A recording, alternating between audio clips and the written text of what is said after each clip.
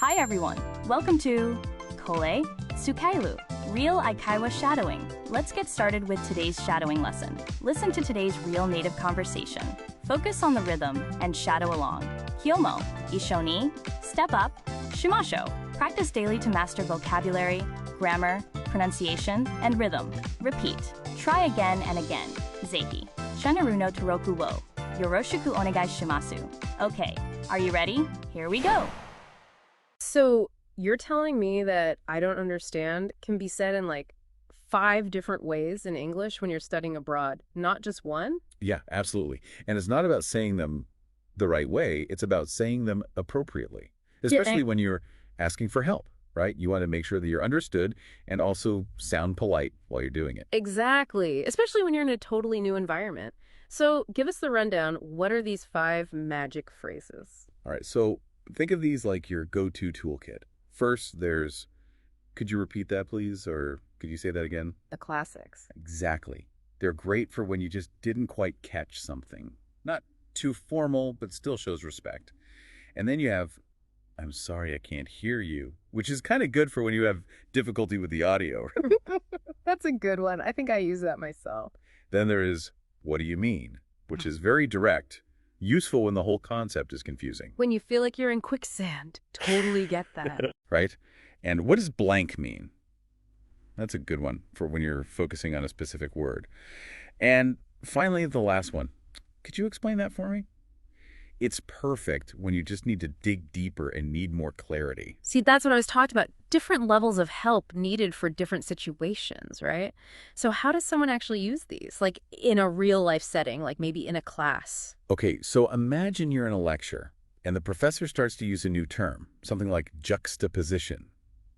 And you're kind of zoning out. You can use, what does juxtaposition mean, to get a better grasp of the context. Right. Perfect for getting clarity on one thing, one word, and not derailing the whole class. Exactly.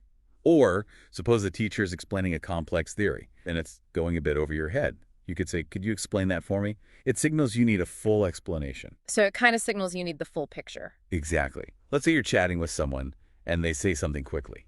You know, you missed the first half. You can always say, could you say that again? Or, could you repeat that, please? It's safe bet. Always. Oh, yeah. Now, say you're in a hostel and your roommate is talking really softly and you are having difficulty hearing them. That was when you could use, I'm sorry, I can't hear you. Okay, so a good way to signal that you're struggling and not quite understanding the situation. Oh, yeah.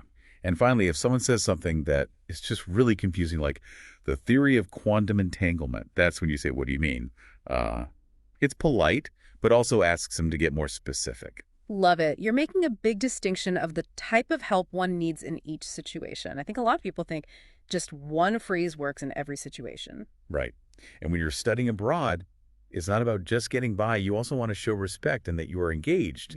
These phrases help you with all of that, right? Right. That makes so much sense. And that's the goal is ente, to be understood, but also be respectful of the person you're talking with. It is. So to quickly recap, the 5 phrases are, could you repeat that, please? I'm sorry, I can't hear you. What do you mean?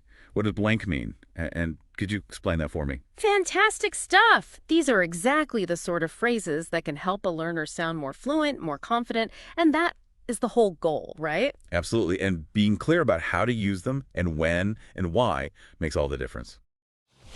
All right, we've finished today's lesson. How did you find it? Kyomo Sukoshi Zutsu step up. Dekimashita ne. Hontoni. Sugoi desu. Please let me know your thoughts or requests in the comments. And Zehi Cheneru no Toroku wo Yoroshiku onegai shimasu. I'm looking forward to seeing you all again. Ashita mo, Ishoni, Gambari mashone. See you next time. Bye-bye.